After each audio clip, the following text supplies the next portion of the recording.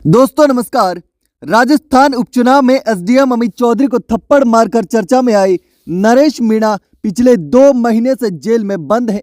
6 जनवरी उनके लिए बड़ा दिन था। सभी को बेसब्री से इंतजार था कि शाम होते होते नरेश मीणा की रिहाई हो जाएगी, लेकिन नरेश मीणा को बहुत बड़ा झटका लग गया।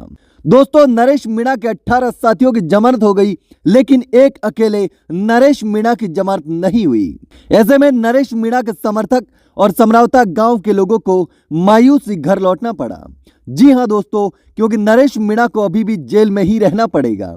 नरेश मीणा के सभी साथी जेल से बाहर आ चुके हैं, लेकिन नरेश मीणा को अभी तक जमानत नहीं मिली है। अब इसके बाद कई सारे सवाल भी खड़े हो रहे हैं कि आखिर नरेश मीणा की रिहाई क्यों नहीं हो पा रही। तो चलिए जानते हैं अब आखिर क्या कुछ होने वाला है और नरेश मीणा की रिहाई क्यों नहीं हो रही। दोस्तों, राजस्थान उपचुनाव के दौरान एसडीएम अमित चौधरी के साथ थप्पड़ कांड के बाद टोंक के समरावता गांव में हुई हिंसा और आगजनी के मामले में जेल में बंद नरेश मीणा को कोर्ट से एक और झटका लगा है। कोर्ट ने निर्दलीय चुनाव लड़ने वाले नरेश मीणा की जमानत अर्जी को खारिज कर दिया।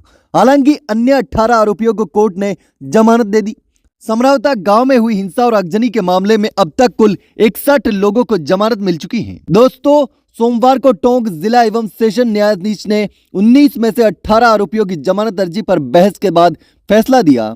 अदालत ने 19 आरोपियों में से 18 को जमानत दे दी, जबकि मुख्य आरोपी नरेश मीणा की जमानत अर्जी खारिज कर दी। इससे पहले 39 आरोपियों की हाईकोर्ट जयपुर से जमानत हो चुकी है। 4 नाबालिगों की कोर्ट से पहले ही जमानत हो गई थी। तो चलिए अब यह भी जान लेते हैं कि आखिर ये पूरा मामला क्या है। दोस्तों, आपको बता दें कि समरावता में 13 नवंबर 2024 को उपचुनाव के दौरान उस दिन विवाद की शुरुआत ग्रामीणों के द्वारा बहिष्कार से हुई थी। उसके बाद मतदान केंद्र पर निर्दलीय प्रत्याशी नरेश मीणा ने नोकझोंक के बाद एरिया मजिस्ट्रेट को थप्पड़ जड़ दिया और रात्रि को मतदान संपन्न होने के बाद गांव में हिंसा और आगजनी हुई थी, जिसमें कई वाहन, गाड़ियां और लोगों के घर जल गए। इसके बाद पुलिस ने समरावता गांव में हिंसा और आगजनी के मामले में कार्रवाई करते हुए नरेश मीणा सहित कई लोगों को गिरफ्तार कर लिया, लेकिन अभी तक इस मामले में 61 आरोपियों को अलग अलग कोर्ट से जमानत मिल चुकी है। अब सवाल यह उठता है कि आखिर नरेश मीणा की जमानत क्यों नहीं हो रही। क्या इसके पीछे कोई राजनीतिक कारण है या फिर कानून के तहत कोई वजह है। दोस्तों, विशेषज्ञों के अनुसार नरेश मीणा का मामला थोड़ा जटिल है।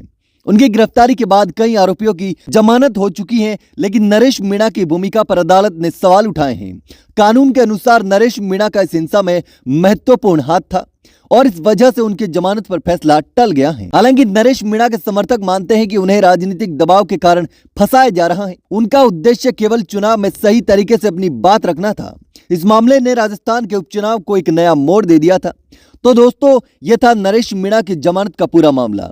अब देखना यह होगा कि कोर्ट आने वाले दिनों में क्या फैसला देती है और क्या नरेश मीणा की रिहाई होती है या फिर नहीं।